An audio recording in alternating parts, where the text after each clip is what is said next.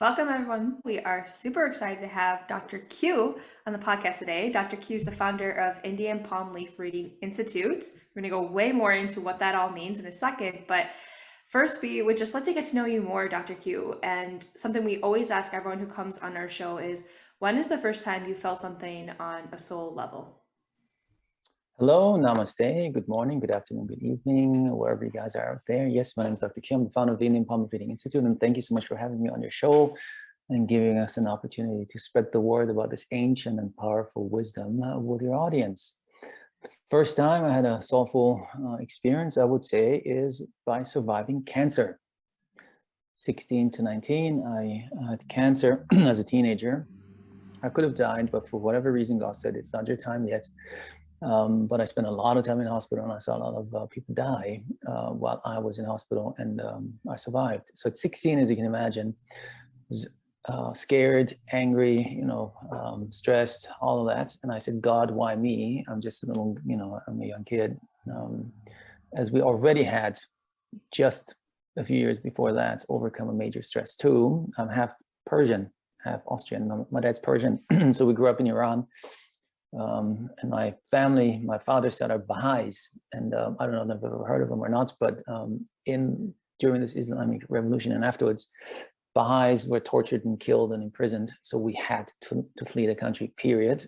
And so 1979, we fled from Iran. My dad was very wealthy and a prominent Baha'i, and the only way to just get out of there was to survive, was just to leave with 2 suitcases, that's it.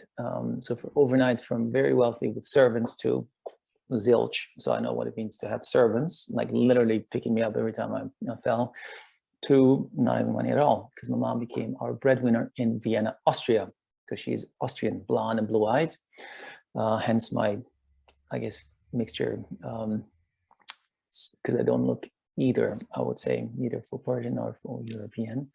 So in 1979, we ended up in Austria, and then some of the audience might be mature enough, wise enough, as I call them, to remember 1987, because that's when till this date, biggest nuclear catastrophe happened, and that's called Chernobyl. At the time, it was in the USSR. Then it became the Ukraine, and Ukraine is in the news again because it's just a troubled country, troubled soul, if we look at countries as a soul too. So you might know where it is. It's in Central Eastern Europe. And in 1987, Chernobyl burst, and the nuclear cloud traveled 1,000 kilometers and dumped its nuclear waste over all of Central Europe. And Austria is in the heart of Europe. And so many me, Dr. Q, way before he was a Dr. Q, he got exposed to the radiation, and that's the reason why I got cancer. 3 years later, at 19, I was released. When I was released, I said, God, why me? I mean, how come I survived? And a lot of other people did not. And I'm telling you, it's quite a shocking experience to see people die. It's not an easy thing. And I also saw people die during the revolution, because we were still in Iran for 6-7 months after the revolution, and only then fled in August of 79. I said, well, why me? And that was the beginning of my spiritual journey, period. Of course, I had to pursue a Western career too, when I would have most likely studied medicine, as most of my folks are physicians. But 3 years in hospital cured me forever to set foot in a hospital voluntarily. So hence I became an academic. So the Dr. Q is not just a stage name. I was a lecturer and on track to be a full professor. But honestly, it bored the hell out of me. The red tape that goes on in academia is just mind-numbing. I love being on stage. I love, helping kids and teaching them. I think I'm an entertaining speaker, but the rest was just unbearable. So I turned my passion into my hobby. My passion into my business. And I created a travel business out of Washington, D.C., which ended up as being one of the fastest growing businesses in the United States. I was shocked to hear that when Entrepreneur Magazine called us to say, congratulations, you're among the 500 fastest growing businesses in the entire United States in 2007. Couldn't believe it. They came, interviewed, picture in Entrepreneur Magazine. So I'm a self-made man, really. And then 2 years later, the international financial crisis hit. Some of you might be mature enough and wise enough to remember that too. And that's what broke the neck of my travel business, because overnight people stopped traveling and we had a 70% drop in bookings overnight. I know what it means to be up. I know what it means to be down. I know what it means to knock on heaven's door. Life, I guess that's what it is. And then one more thing you need to know, because 9 years ago was another life-changing event for me. A virus had hit me without me knowing it. And I had met a woman in Hungary. So I was planning to move to Hungary, and I was visiting her in Budapest, which is the capital city of Hungary. Beautiful country, come and visit. And I just didn't feel so good. Like my heart was beating fast and I was sweating and I had the chills and fever. So my girlfriend said, I don't know, Q, it doesn't look good. Maybe you should go to your original cancer hospital in Vienna, which is only 3 hours by train away. It's not that far away. It's kind of Washington, D.C. and New York City, if you wish. So I did. I hopped on the train, believe it or not, went to Vienna, hopped on a metro, went to my original cancer hospital. And they know me because they've known me for like, 30 some years. And since I'm a survivor, I have like a VIP status. There is not many times that you see a kid surviving and then coming back, once in a while for checkups. And so when I come in, they treat me like, hey, Q, welcome back. We love you. So I get VIP treatment, quote unquote.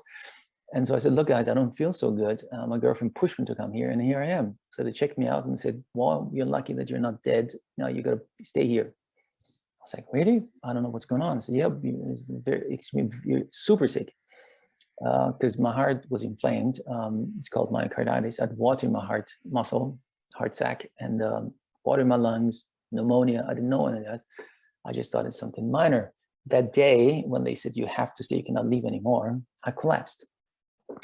Had I stayed in Hungary, in Budapest, I would be dead now. But luckily, I collapsed in the hospital. So they rushed me into the ICU. And I was like, my God, how much more do I have to go through? I cannot understand what's going on here. While I was in the ICU, and all they could do is just sedate me. There is no other treatment really for it until my body has to fight it off and keep me tranquil. And they've had an extremely high fever when you're in a delirium already. I forgot the Fahrenheit. It's like 42 degrees Celsius. It's huge, huge fever. And so in the ICU, I thought to myself, you know what? I think this must have to do with karma, because this lifetime, I would say that I'm a pretty nice guy. I'm a helper. Money's not a big thing for me, really. I'm here to help in general. And then so my girlfriend said, and she came and visited me. And it's another very humbling experience when someone else is washing you. It's very humbling, I'm telling you. I couldn't move at all. And so she said, you should do palm reading, she said. You can clean your karma, because I mentioned that's a karmic issue. I thought it's a karmic issue. And I said, wow, that's awesome. Yeah, I want to do it. If I survive, if I come out of here, I'm going to get a reading done.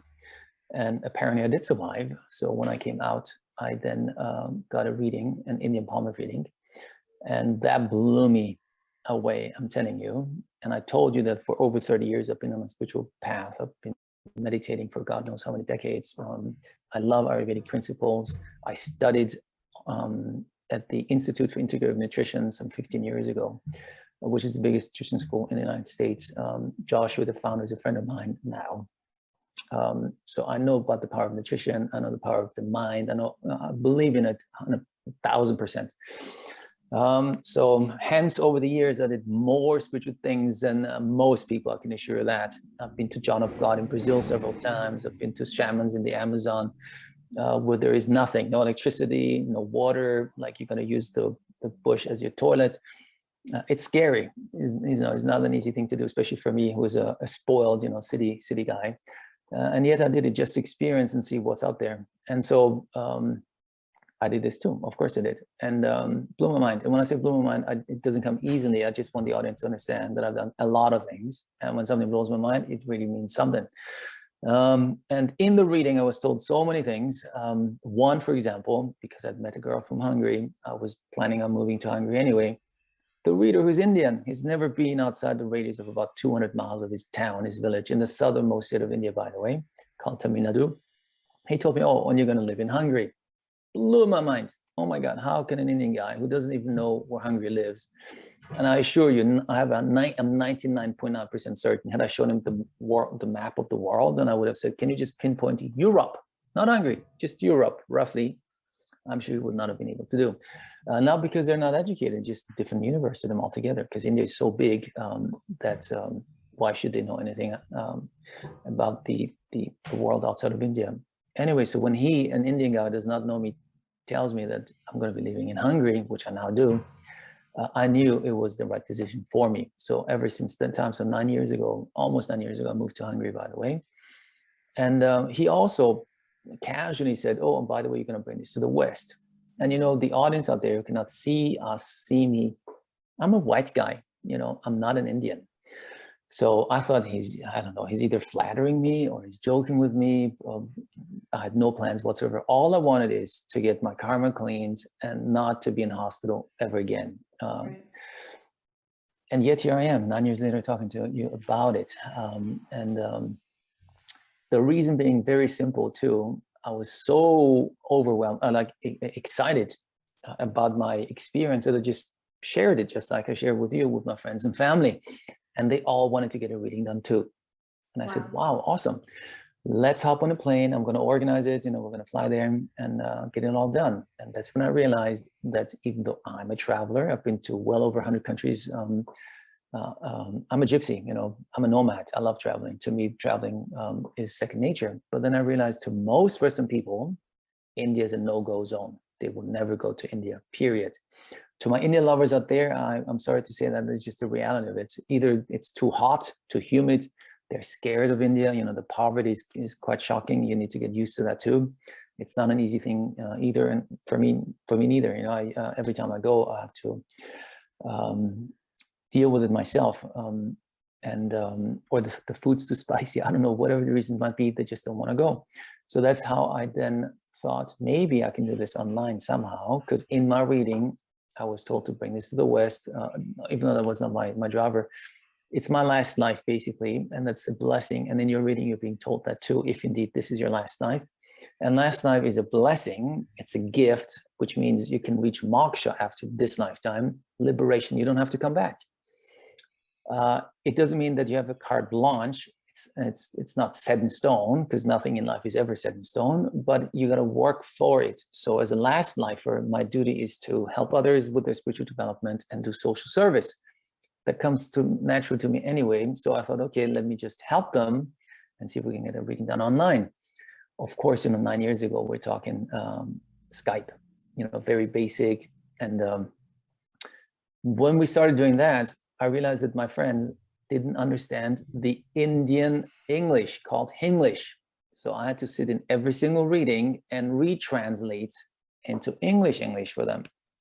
And then I realized, even though after a while they understood, phonetically speaking, but not intellectually or heart speaking, the deeper meaning of the reading. And because I've done so many things spiritually, I understood the reading, my own reading, on a fundamental level right away. And so I helped them understand the reading while we had this matching and the reading online on Skype. And out of this, me helping others, a new role in our institute came about called moderator. So in every reading in our institute, we have a Western person who I train personally myself.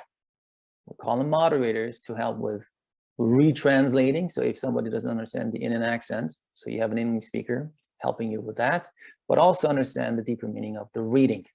So that's why just in a nutshell, why we ended up doing this. And now it's, of course, done on Zoom and not on Skype anymore. It's way more professional, way more structured than it used to be 9 years ago. Because after a while, you know, they sent their friends and family. And, you know, at some point I realized, boy, I don't even know these people. And I'm sitting here in Skype trying to help them, you know, just out of my own goodwill. And so that's when my mind switched and said, okay, if it's getting bigger and bigger, then maybe we should put it into a legal structure, framework. We have a CPA, you know, we're registered here in California. We pay our taxes in the US, CPAs in the US, banking is everything's in the US. Only me personally, I now live in Europe, but it really doesn't matter where you, the audience, lives, because we've got readings for Australians, New Zealanders, Africans, South Africa, all over the US, Canada, all over Mexico, Brazil. That's Japan, awesome. even China. So therefore, it doesn't really matter where you're from. So the whole Sure. purpose of us is to make it as easy as possible for seeker to get a reading done without having to go to India, Yeah. period. That's awesome. You're That's so welcome. cool that Thank you. and thank you for sharing your story and how that really was the catalyst to totally coming into your dharma and stepping into your career. It's like such a clear example. And I kind of want to go just a little bit deeper into that karma that kept coming up for you, basically showing up in your body and then causing this great transformation for you to step into the next part of your life. Sure. How did you start to understand more of what that karmic pattern was and how to break it if you could in this lifetime? Well, because I got sick many times, like major sick a couple of times, also the car accident that I survived, thank God, because I swerved to the right as I realized this woman just is heading directly toward me. And I had many smaller sicknesses too. So in the ICU, and after so much time in hospital, and again, I got 1,000 needles in my veins, 1,000. Now by now is more than that. So my right hand is like right arm is shot. You cannot draw blood anymore. It's just nothing comes out of it, or they cannot find the vein, basically. And I have to get blood tests all the time. And I only got 2, maybe 3 veins left, and everyone's like, "Wow!" They're like, "These are the ones that get." Take it easy, guys. Take it easy. I'm a guy with over 1,000 needle pricks. It gets really gentle on me. It's in the ICU. I don't know, just dawned on me. I said, look, this lifetime, I don't do crazy things. Like, crazy meaning I don't steal. I try to be as helping as I possibly can be. I'm not driven by money. So I don't work just to make the money. I want to help people. So I thought this must have to do with karma because there's no other logical solution, because I am a firm believer, even though I do come from an allopathic background, as most of my folks are physicians. I believe in the power of energies. I believe in karma. I believe in our own mind, the healing powers of our own mind, but also the sickening powers of our own mind. So I understand if I get sick, if I have an accident, and even if it's not my fault at all, like Chernobyl is not my fault. And I was a 16-year-old kid. I got raped, if you wish. I got really raped badly by Chernobyl. I got raped by this virus that attacked my heart. It wasn't my fault either, was it? Somebody drove into me. It was not my fault either. And yet I understand fundamentally that I'm in it. Like I am in this equation. And because I'm in the equation, I have 100% say in it, or I have to take 100% responsibility for the situation and hence the outcome, even though I didn't do anything to, for this to happen to me. I hope you understand what I mean. So I didn't drive as a drunk, and then of course something happens, or I don't use drugs or any of that. So still it happens to me, and I understand and I accept it, and you got to accept that. And once you get to that point, it's not easy either, believe me. It took me many years and decades of lots of meditation and lots of therapies, and I don't know, a lot of things that I've done to at some point come to the conclusion that, okay, it's me and no one else, period. So you must take responsibility for your life. And that's sixth chakra, self-responsibility, really, third eye chakra. So I do accept it. Once you do that, yes. I just have a quick question on, so you realized that this was your karma, and then you were drawn to the Indian palm leaf reading saying that it could erase karma. So is that just when you came to that point where you realized that, okay, I'm responsible for this, whether it's from this lifetime or not, was it the awareness from the reading that allowed you to then erase this and allow this to be your last life? Or what is the missing piece between owning that and erasing all of those things? Does that question make sense? Well, owning it has nothing to do with the reading. Owning it, I understand. I've been understanding for a long time. I understand that it doesn't matter what happens to me. I'm in it, and I take responsibility for that. So that's one thing, which anyone can get to at some point. Hopefully, the sooner the better, because then you just have a better life if you understand that it's your involvement in the equation. Whether you did something or not makes zero difference. And by owning anything that happens to you, you can then, because then you realize you're not a victim. You're not, because I'm not a victim either. I'm not a victim. And so I can change it. So if I, for whatever reason, in this particular case, karmic reasons, am in the situation that I'm in, I can also undo it. You know, if you take responsibility, if you come to the conclusion at some point, then you are not a victim anymore. And that is all that I've been trying to teach people over the past 25 years, and because I've been helping people for a long, long time. By now, it's 20,000 or so, a lot, and not in readings per se, but I've been doing life coaching and nutrition coaching. Hence, I'm also a huge believer of Ayurvedic stuff, because I think it's just a fantastic ancient Indian practice of bringing healing to you, healing through food, which is just as powerful as healing through almost anything else. So that's one aspect. And then by me thinking, oh, maybe it has to do with karma and then getting a reading done is another thing.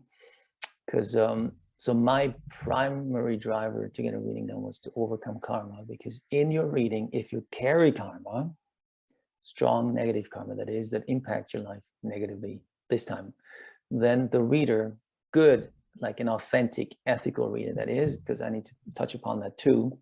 If you go to India, many people say, oh, I want to do it in India, it's so much more authentic and this and that. Yeah, I always tell them, please do go, and good luck finding a real reader. That's all I'm saying. Like 50% minimum, maybe 80% of readers are not qualified, if not fake.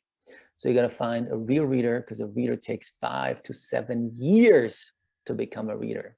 A real reader, it's a very difficult task to accomplish. And so if you have a real good reader, he will then give you a karmic reading, if indeed you carry karma and everything's written in your leaf.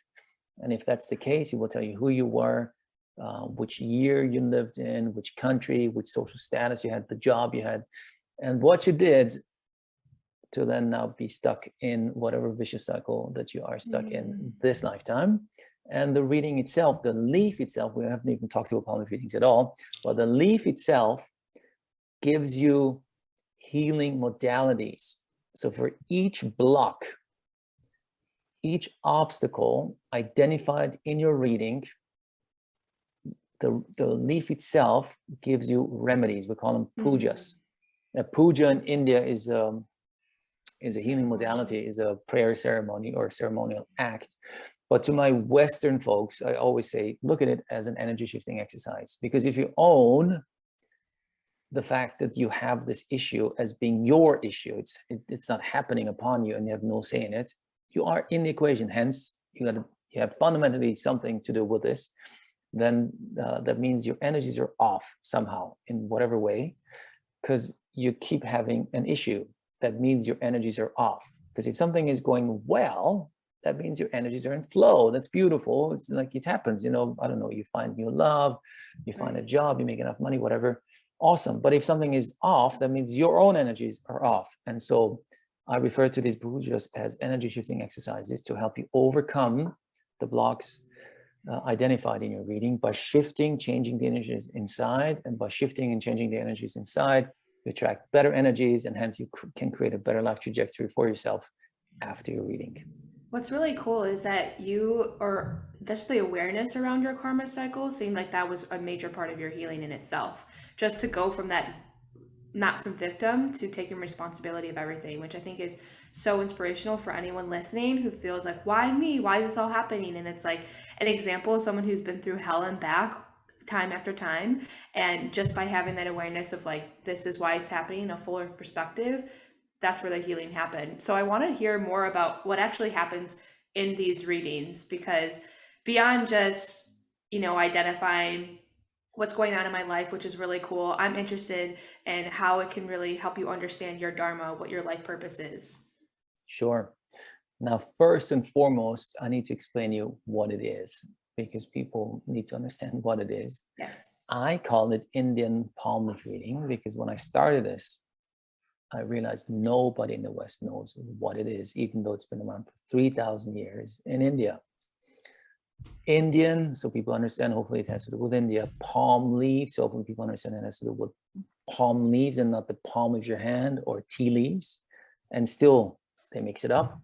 And reading, then hopefully there's some sort of reading involved, so hence Indian palm leaf reading. But in India, It comes from a state called Tamil Nadu, which is the southernmost state in India.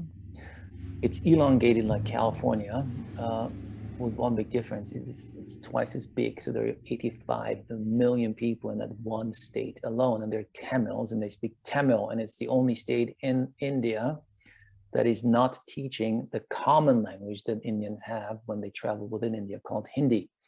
Tamils are school. The rest, well, we're not going to teach Hindi as a second language.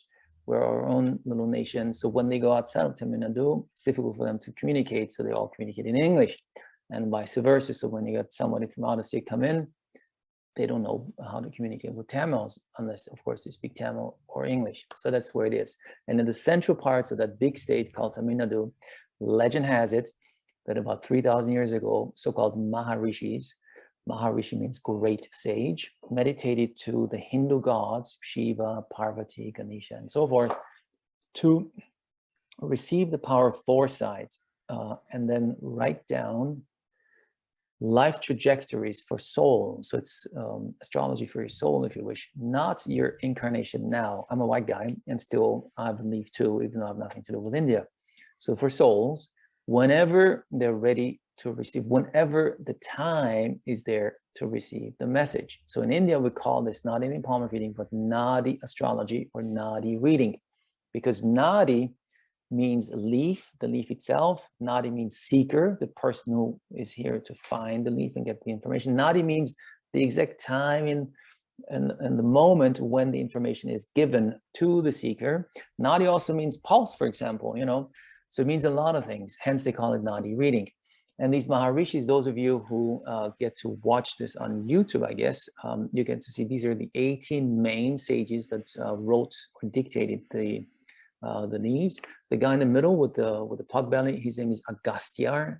He is the main guy. He wrote the most leaves, and scholar, a prophet of some sort, a sage, many things during his lifetime. And so he would be most likely the person that you get a reading from, like the sage that wrote your leaf. One can, by the way, have more than just one reading. You can have several readings throughout your lifetime. It doesn't have to be just one. I just told you the 18, these are the pictures of the 18 main ones. There were dozens. We do not know how many, could have been a couple hundred too. But these 18 are considered to be the main ones. And you can buy this at any temple near the town that I'm in with my office in the central parts of Tamil Nadu. Legend has it 3,000 years ago, these folks lived, tapped into the Akashic records through meditation, were given the information for each individual, the soul, and then they dictated it telepathically to their disciples. And these disciples, hundreds of them at the same time, started to write down the message onto fresh palm leaves, hence palm leaf reading. Why palm leaves? We're talking 3,000 years ago, no paper. It was the only way to preserve knowledge and keep information. So they used like sharp tools to etch the information into the juicy, fresh leaf. These are gigantic palm leaves that we have in India. And then so they cut them down and then they cut them into pieces of about 10 inches long, give or take, and about an inch or so wide. That's a book, by the way. Those of you that see the video, you can see that. What they did, so they cut them down, they etched the information on it in ancient Tamil, which doesn't exist anymore. Now they speak modern Tamil. And when the leaf dried up, the information became visible. So there is no ink used either. How cool is that? Very smart way of preserving information. Not just when it comes to Nadi readings, but anything. Ayurvedic principles, you can find them in these books too. Legal stuff. Anything possible we can possibly think of was preserved this particular way. And these bundles or books, in our particular case, in Nadi astrology, in Nadi readings, they're stored in archives or libraries across, for the most part, southern India. And when you think of archives or libraries, you might think of temperature controlled, security guards, water dispenser, and this and that, the other. Well, we're in India, it's the opposite, folks. India called disorganized chaos, if you wish, and yet it somehow works. So these archives are little back rooms, holes in the wall, run by individuals that have had access to these bundles for generations. And each family, so for the vast majority of the cases, is that families own them, like a few hundred, maybe 1,000, and they like, it's their treasure. Hence, they become readers and reader dynasties. And so they keep them in back rooms, these books, and that's what an archive is in India. Now, I'm opening up the bundle for you. So the reason why we call it bundle is one thing every leaf in a bundle has in common is your thumbprint. Again, you're going to think 3,000 years ago, how could they connect information with an individual? People couldn't read or write. So the only way to do it safely, your thumbprint, because it's unique to you. Now, the secret in all of this lies in a person's thumbprint. So what happens is when you are in India, or when you want to get a reading done, you will go to a reader's office. In our case, you do it online. You upload your thumb impression onto our system, and the reader looks at your thumbprint. Ladies left, gents right. That has to do with Hinduism and karma. So the reader looks at your thumbprint, identifies your thumbprint category name. There are 108 different category names, a lot. And these names explain you as a soul already very well. And a good reader in your reading explains your thumbprint name too. So every leaf, these are individual leaves that I can show you now. Those of you can see it if once you look at it, once you watch it on YouTube. The leaves are, again, one more time, about 10, 12 inches long, give or take about an inch or so wide. It's a mock-up, because I used to use a real bundle, and because I give so many shows and talks and stuff, and each of these bundles is like 200-300 years old and very brittle. It's dried, real dried palm leaves. And of course, I bring it so that people can see and understand, and I tell them, don't touch. What do people do? They touch. And then they wonder why it cracks, and it makes me really upset. So I thought, you know what? I'm just gonna copy one over onto plastic. So then it doesn't really matter if you touch it or not. But nonetheless, that is how a bundle looks. And each leaf in this particular bundle carries the same thumbprint name, which means they're all soul sisters, soul brothers. You're not related to them, but you're somewhat connected because you share the same thumbprint name. It could be a gentleman from France, a woman from Australia, who knows? It could be that you have very similar life trajectories, and yet it's not you. You just there are big similarities, can be very big similarities. So these leaves then were put together, and how to preserve them, because otherwise they are, they might crack, they're brittle. So very smart, again, 3,000 years ago, they put wood, again, from palm trees to create a book. Top and bottom are made out of wood. In between, you got these brittle individual palm leaves, and then they tie them together, and that's boom, now you got a book. And so a couple of days ago, so that fascinated myself, I get to meet so many phenomenal humans here. I met a gentleman who runs a TV platform, and the whole thing is based on blockchain. We're going to be on his TV platform too. He said, oh my God, this is like an original blockchain. There's each, of course, technology that's 3,000 years old, but still it's more or less the exact same system behind it. It's almost impossible to forge it or access it because you need to have the individual's thumbprint. It's kind of like the key that you get when you have blockchain technology. Only that's 3,000 years old. I was fascinated the way he looked at the whole thing when I talked to him. So they put them together, safeguarded them in archives. And then the only way to find out if you have one for you is to submit your thumbprint. And that already brings me to the 3-step process of getting a reading done. Step 1 is search, matching 2, and reading 3. The search part starts when you submit your thumbprint. Search for the bundles, that is. You submit your thumbprint, ladies left, gents right thumbprint. Reader looks at it, identifies your thumbprint name, and then he goes on a physical search for a bundle. Physical. There is no computer involved, no registry of any kind. It's India. Okay, we still use the exact same system as we used 3,000 years ago. So what happens is the reader hops on his bicycle or moped or uses public bus or calls an agent if he cannot find any bundles in the vicinity that he can access, like 3-4 hours away, says, my friend, I need a bundle that matches this particular thumbprint name. Can you look in your neighborhood and let me know? That's how the search functions. And hence, people need to be patient, because the search takes a while. You know, on average with us, 4 to 8 weeks. It takes a while. We search for up to 6 months because in our system, a human's energies changes every 6 months. So if we cannot find a bundle for you in the 6 months that you submitted your impression, that means you don't have a bundle this energetic cycle. It doesn't mean that you don't have a bundle at all or leaf at all. It just means not now. Nadi, remember the original meaning of this is Nadi. Nadi means exact time in space when you get the reading. It just means it's not the time and not the space. So you would just resubmit new impressions after 6 months, and then boom, within a day, there could be a bundle for you. So who knows? So 6 months, on average 4 to 8 weeks, we find a bundle. That means search has come to an end. We were successful in finding a bundle for you.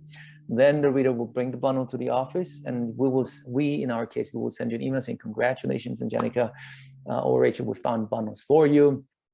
Now it's time to set up for step 2 and step 3, and that will be in our case done on Zoom. If you're in India, you would sit across from the reader in the office. And when I say office, it's also a little exaggerated. It's more or less a hole in a wall, because people say it's so much more authentic and romantic to do it there. Guys, I did it myself there.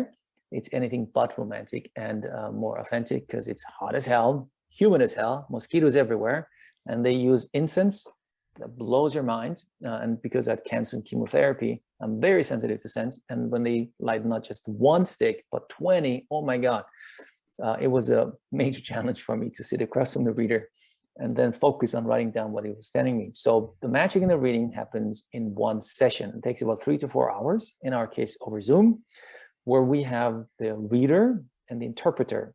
These two work for us in our brick and mortar office in the central parts of Tamil Nadu. We have an office there. And the moderator, the Western person, will be the first person connecting with you to help you through the whole process. So a lot of people are, of course, anxious and stressed and nervous and all the rest of it, which I understand is a big, big step. That's the reason why I've got the moderator. So in the matching process, which is step 2, the reader opens up the bundle and then goes through each leaf step by step. So he opens up the bundles I show you now and then looks at the first leaf, and then he reads out to you the message that catches his eye as being the most important on this leaf. For example, you're married because this leaf belongs to a person who's married. If you're married now legally, you say yes. If you're not married now legally, you say no. So the only answers to statements, not questions, that you need to give throughout the whole matching process is yes or no, right or wrong, correct or incorrect. That's it. Everything else, the leaf has for us. Can I ask a question on that? So sure. if you were to get, so say right now I'm engaged, getting married in the summer, and right now I'd say no, and then later that would be yes. Does that mean that I have a different leaf? Is the leaf changing, or like how does that work? Correct. The leaf is changing? No, the leaf is not changing. It's not the same. It's not the leaf. Your thumbprint changes? Never. Naturally? Your thumbprint doesn't change. I'll get to the reading part. I will tell you what you're, I know what you're trying to ask. Just bear with me a little bit. You can rest assured, I've done this once or twice before. Just want to make sure that you get the most out of the matching process too, because that's the matching part to most people is the mind-blowing part, because you can confirm it, because the reader does not know anything about you. Nothing. We don't need birth charts. We don't need anything. We just need to have your thumbprint and your gender. That's it. This is not Vedic astrology. And by the way, Vedic astrology, so that you know, because you're Ayurvedic practitioners, became a hip term in the 70s, because Ayurveda became like hip at the time when it was brought over from India. It became like more and more people knew about it. So they started to call Hindu astrology or Indian astrology Vedic astrology to connect it with the Ayurvedic movement. So Vedic astrology is a modern term for Indian or Hindu astrology, by the way, and that's one of the 3 big ones, ancient ones, that's been around for several thousand years. So the leaf itself, important for everyone to know, the leaf itself is written in ancient Tamil, which doesn't exist anymore, known as Grantha. Every Tamil is proud to say that that's the oldest written language, by pissing off the rest of India, because they all believe Hindi, Sanskrit, is the oldest written language in the world. So they have a fight going on, which one is the oldest. And then I come in and say, as a Persian, well, I think it's Persian. At any rate, it's among the 3-4 oldest languages ever written. in a written form. So that's one. Two, modern Tamil and ancient Tamil, both, because modern Tamil roots in ancient Tamil, are a syllabic language, a sound-based language. All Western languages, all of them, no exception, are letter-based, A, B, C, D. All the European ones, Spanish, German, English, French, Persian too, they're all letter-based. Syllabic, kind of like Chinese Mandarin. So in Tamil, we have 250 plus sounds. Then it's written in a poetic form, not in prose. It would be awesome if the leaf would just say this leaf belongs to Angelica. That would be awesome, but that's not the case. And then last but not least, it's written in a symbolic way. That's the only way to compress so much information onto a small leaf. So symbolic, poetic, sound-based, ancient, dead language, kind of like ancient Greek and modern Greek. No modern Greek person can read, write, or understand ancient Greek. They go to university and study it. So the same thing happens for the reader who speaks modern Tamil, but has to go and study ancient Tamil to be able to do this work. So all the reader knows about you is this, thumbprint and your gender, and the rest is in your leaf. So he reads out statements to you, and you only have to say yes or no. No more information needed. By the end of a successful matching, when he identifies your leaf within this Booker bundle, he tells you, not knowing anything about you, your first name, your mother's first name, your father's first name, your date of birth, your time of birth, weekday of birth, partner's name, kids, how many gender, siblings, how many gender. In short, you poop yourself. Like, how can this be? It blew my mind, absolutely. My dad's Persian, his name is Siavash, and I guarantee you, the Indian has never heard that name in his life before. So when I was listening to my first reading, the Indian was like, blum, blum, blum, blum, blum. That's how Tamil sounds to me. Siavash was like, oh my God, how can this be? Amazing. My mom is Gisela, she's European. Badam, badam, badam, badam, Gisela. So wow. And that's what everyone feels when they get a reading done, because it's just a shocking experience, because everything's written in this leaf. He does not need to know anything about you at all. That's called matching. You know it's you, or otherwise it's not you. It's that simple. So he gives you all the details on the leaf. You say, yeah, that's me, perfect. That's called matching. And then the reading starts. The whole purpose of the search for the bundle, the matching of the leaf within the bundle is here to give you a reading. And the reading, the matching takes about 45 to 60 minutes, give or take. And then the reading is an hour and a half, give or take, depending on how many questions you have. And in the reading part, the reading is based on 3 parts. And now I'm answering your question, I think, Rachel. The reading is based on 3 things. One is your energies, not your mood. Remember the 6-month energy cycle. So whether you had your morning coffee on of the day you get the reading or not makes no difference. The energies. Whether you had a fight with your future husband because you just said you're getting married or not makes no difference either. It's the energies. 2, it's based on your thumbprint name, category name, because that is like your genetic imprint. It's your makeup is like genetic makeup. It doesn't change. It's like your baseline. And he will explain that to you too. So it's as a constant of your life, your thumbprint, as the changing every 6 months, your energies, and then last but not least, on Vedic astrology. So based on these 3, on the day of your reading, the reader gives you a very likely trajectory of your life in blocks of years until you pass on, which usually coincides with normal writing on the leaf. And it comes in increments of 2 to 3 years. And it covers, in our case, that's the only way we do it, is a so-called whole life reading, which means it covers all aspects of life that are important to a human being: health, education, money, relationships, kids, grandchildren. In your case, because you're Ayurvedic practitioners, also diet. Quite a few people actually get Ayurvedic recommendations written in the leaf 3,000 years ago. They get like a whole list of things to eat or not eat based on Ayurvedic principles. So that is where we two interconnect. And many people don't get anything, like no recommendation at all when it comes to food, because it's highly individualized, downloaded Akashic records for you at the time of the reading. So if diet is an issue, you get the diet information big time. So it's a whole life reading. Whatever is important for you at the time of the reading, they give it to you.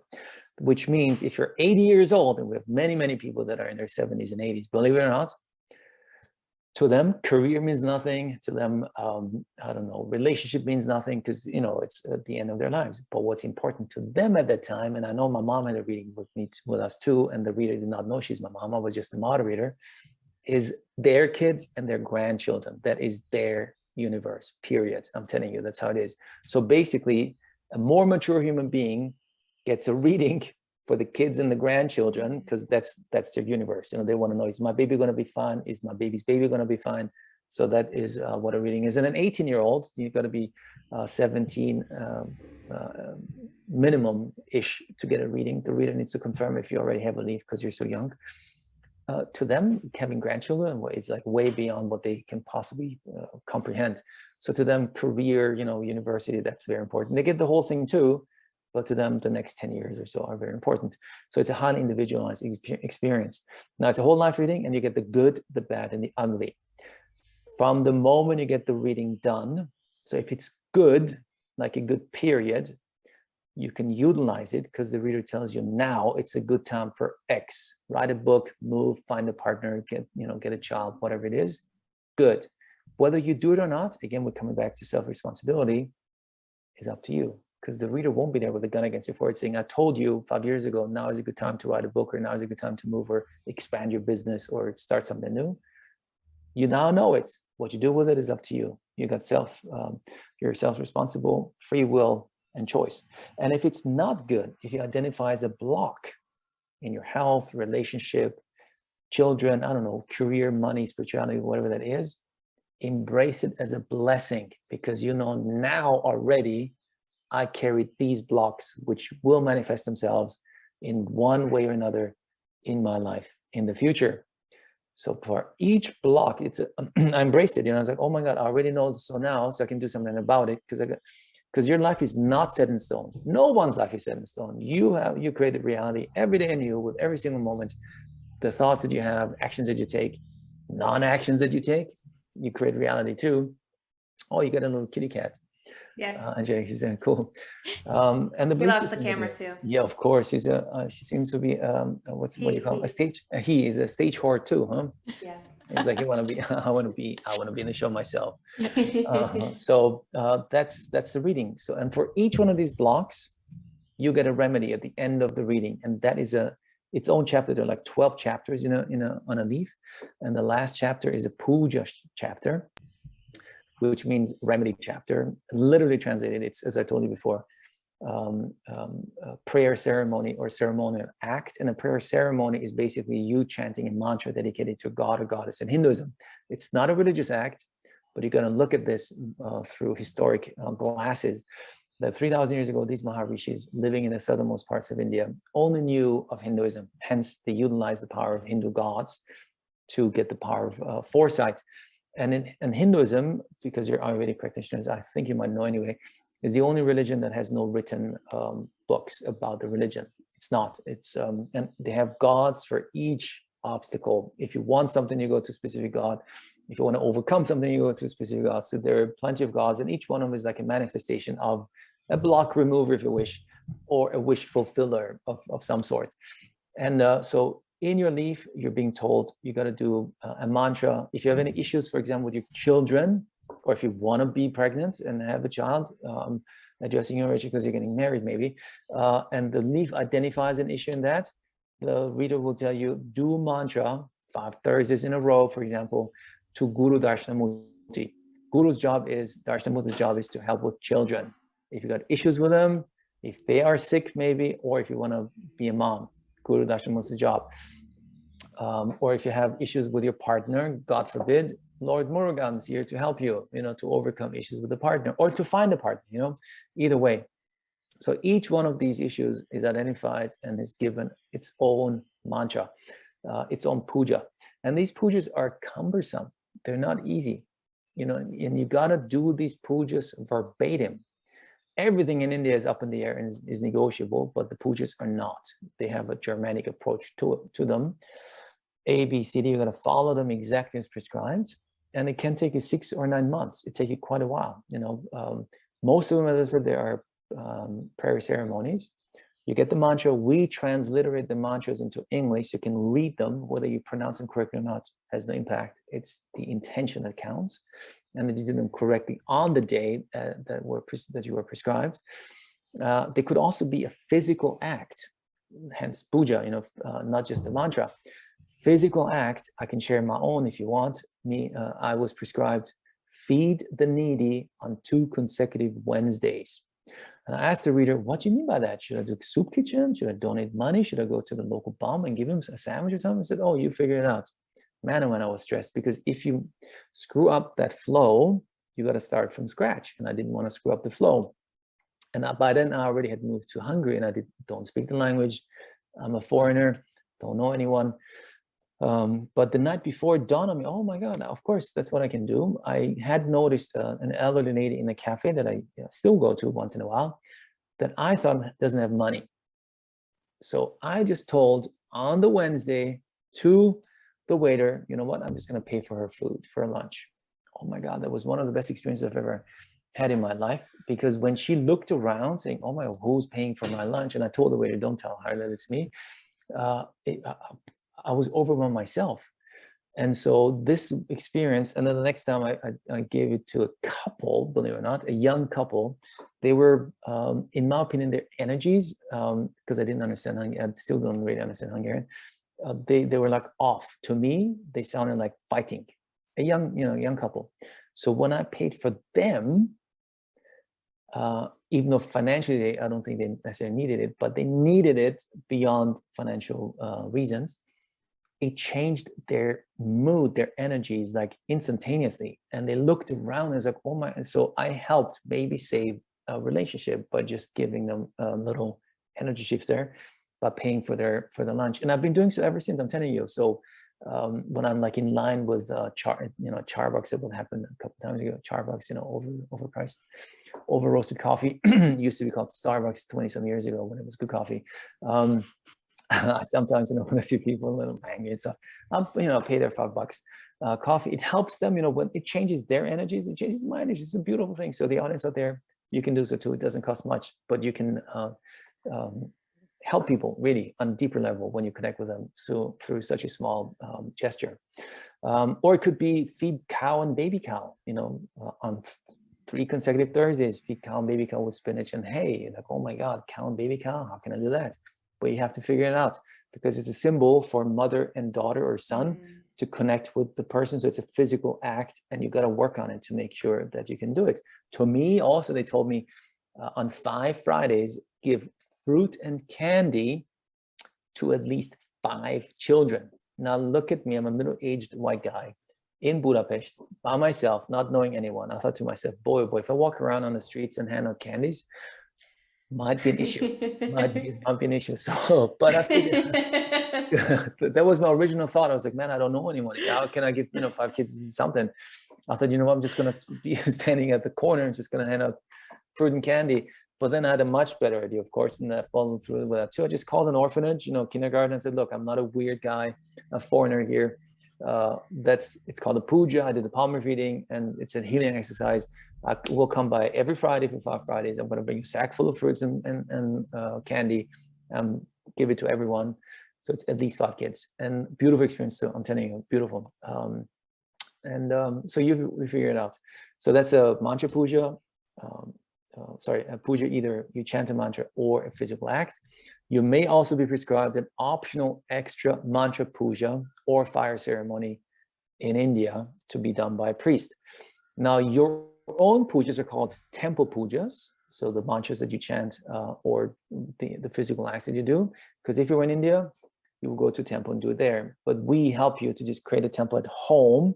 We send you all the pictures that you need to perform it. We send you the mantras and translate into English and tell you exactly how to perform them correctly at home, because many Indians also have at home a puja room, believe it or not. So we do the same for you. And then if it's strong, like karmic, usually for me, you're prescribed ceremonies in India. Either the priest goes to temple 108 or 144 days in a row, twice a day, on your behalf. So it's an energy shifting exercise conducted by the priest on your behalf. to then help you overcome karma or certain health issues or whatever that is, or finding a husband or wife, or overcoming issue of any shape or form. Or it could be fire ceremony too, where the priest creates a fire at the temple, and we record that actually for you and send it afterwards so that you can look at the whole ceremony. So that's the puja reading at the very end that brings healing to you. Whether you do it or not, again, it's up to you, because your life is not set in stone. You create the reality every day anew. But if you embrace it, as I did, and if you do things, with all your heart, because that's how you show the universe that you're ready and willing and able to change. And when they prescribe you this and you follow them for the next 6-9 months verbatim, and you do it, then you shift energies, and then you bring about change into your life. And then, of course, hopefully you create a better life trajectory for yourself. Because in one sentence, only one, why reading is good for really anyone, whether you have an issue or not, but you just are curious. He shows your life trajectory from the day you get the reading done until there is no more writing on your leaf. And then you can create a better one afterwards. That is the whole purpose. For me, better meant no more hospital, no more tubes down my throat, no more, needles in my veins. To some other people, it means better job, more in alignment with your soul, your career, a partner, kids, whatever it is, better, period. So, and I hope I haven't talked your ears off, because I can talk for a long time. Yes. That's so fascinating, and it's crazy how specific it is. I think that's why we also love Vedic astrology so much, is that specificity piece to it, and how predictive it can be. So I'm curious, because I know a lot of these Vedic sciences all link up together. What is the link between Jyotish, the science of light, and Indian palm leaf readings? Simple. Nadi astrology is predictive astrology, and it's a sub-branch of Jyotish. Because Jyotish and Vedic astrology is charts, just like people know in the Western astrology, I guess. Only that Western astrology is sun-based, and Vedic astrology is moon-based. And the readers in their education to become a reader, and by the way, I maybe should talk 1 or 2 sentences about the readers too. People who can find the bundles, match your leaf, and then give a reading to you are called readers. And they need to find their own teachers to then learn this ancient and powerful wisdom. And it takes a while, because they need to learn ancient Tamil. They need to learn all of Vedic astrology, even though we don't use any charts, but we use the symbols of the planets in the leaf. And so the reader must know how to connect the symbol with your life during the reading. So he has to study all of that. He studies Ayurveda, the 5 elements, because in the reading itself, every person, when it comes to good reader, of course, and all my readers are swamis. Swami means advanced reader, like teaching reader, if you wish, somebody who deserves respect, because after 5 or 7 years, you become a reader. If you're very good in what you do, after some years, your peers will start calling you Swami. So it's an honorary title that you are being bestowed upon by your peers. And if it's a Swami, you continue to be like, wow. After some more years, your peer Swamis will start calling you Guru, Guruji. And since you're into Indian stuff, most people in the West use the word guru incorrectly. I understand why, because guru has a lot of different meanings. But simply put, a guru is nothing more, nothing less. Well, it's quite a big title, but still it means teacher with original thought. So it's like an advanced teacher that can teach us like fundamental things. And as a good reader, you want to find your own guru who can teach you this ancient wisdom. And then when you're good, like really good at what you do, you become a Swami. That's already fantastic. And then if you're outstanding, after some time, you might be a guru. So in my office, we have 4 readers.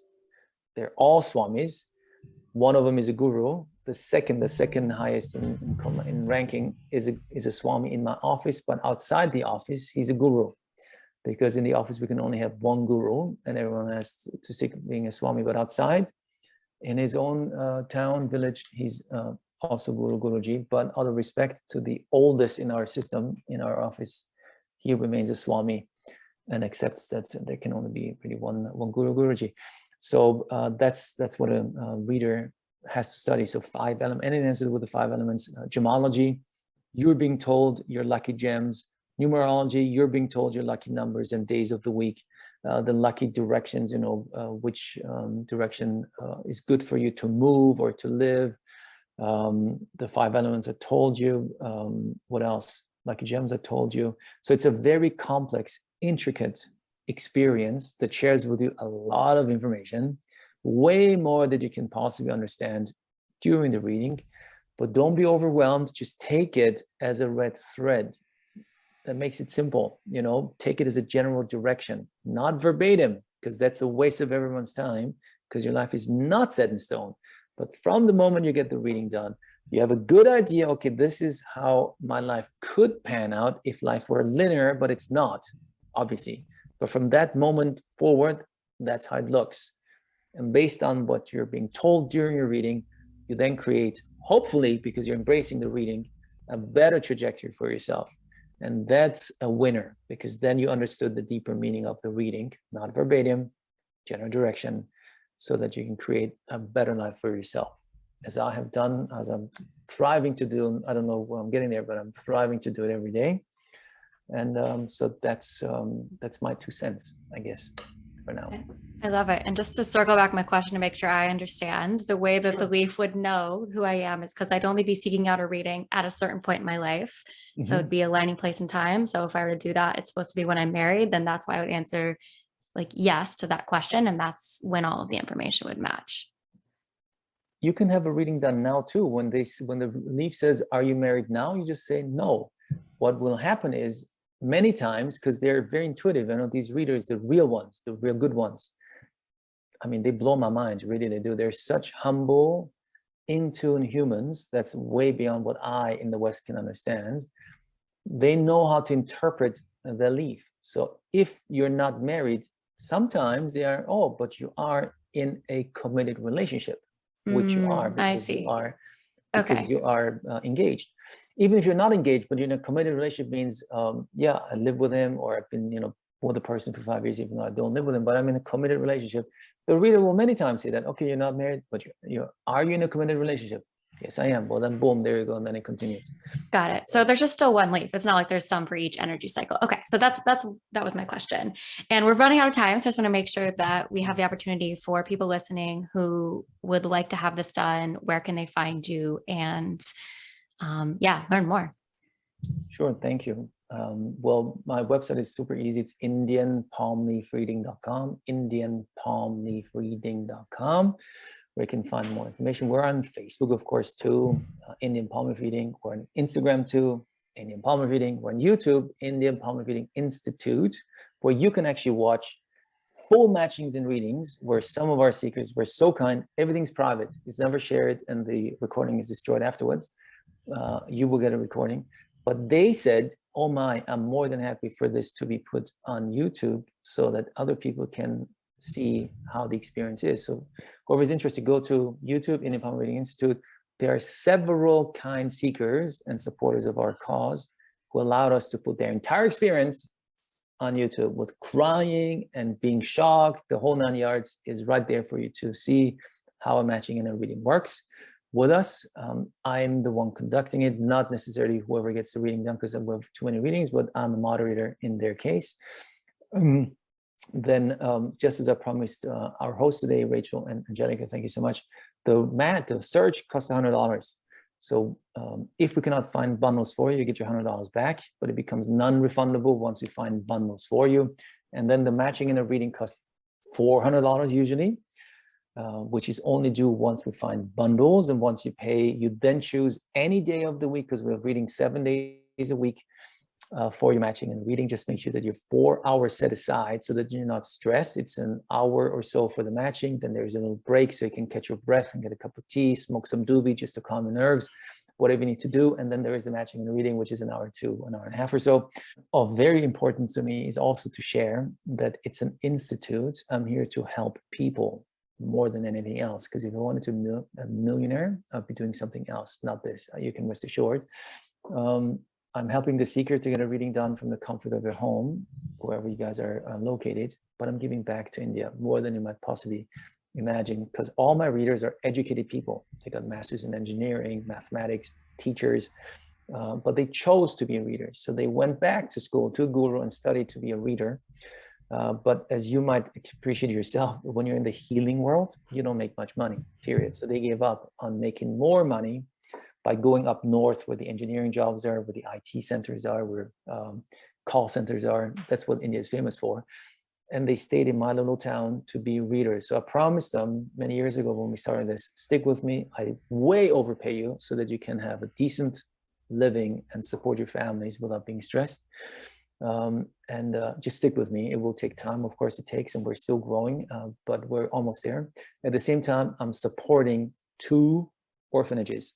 One in our little town that our office is in, and one in the capital city of that state called Chennai. So you have to fly to Chennai to go anywhere if you indeed want to come and visit that state.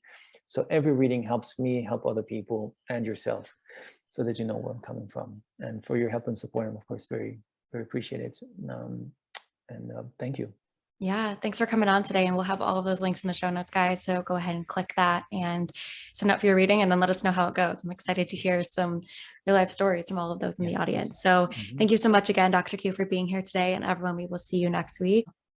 Thank you, Rachel. Thank you, Angelica. And namaste. Namaste.